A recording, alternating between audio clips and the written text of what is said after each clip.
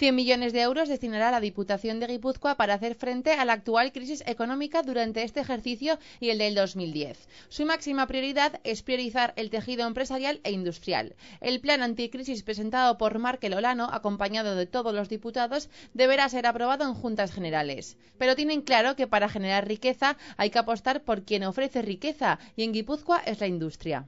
Yo vuelvo a subrayar un punto de partida que para mí es muy importante y que quisiera que fuera un poco la columna vertebral de este plan. Es el hecho, la constatación, el punto de partida de que somos un territorio industrial. Y yo tengo la perspectiva, el convencimiento de que para que podamos realizar un reparto justo de la riqueza, hay que crear esa riqueza. Y los agentes y las estructuras que en este momento están creando riqueza y que en el futuro también la crearán en el territorio de Guipúzcoa, fundamentalmente responden al motor industrial y empresarial.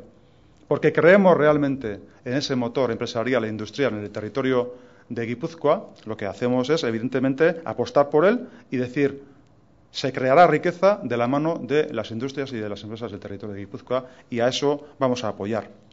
El apoyo a las empresas es uno de los 4 ejes del plan, con avales el lanzamiento de proyectos empresariales en sectores estratégicos como la energía renovable o la biomedicina, o con una bolsa de 12 millones de euros para ayudar a las empresas en apuros.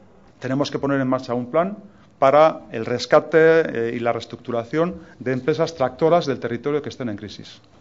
Si importante es la industria, también lo son las personas para el ente foral. Por ello, apoyarán a los colectivos con mayores dificultades para encontrar empleo en tiempos de crisis. El trabajo para los jóvenes es también una de sus prioridades. Ante esa situación, hemos colocado también en este plan una partida inicial de unos 5 millones de euros para fomentar la contratación de jóvenes en las empresas del territorio. Se impulsará la inversión en obra pública con la construcción de parte de la nueva carretera de Urrechu y Vergara y el comienzo de la obra de separación de tráfico en Pasaya. El cuarto eje del plan anticrisis se dedicará a las infraestructuras de ciencia, tecnología e innovación.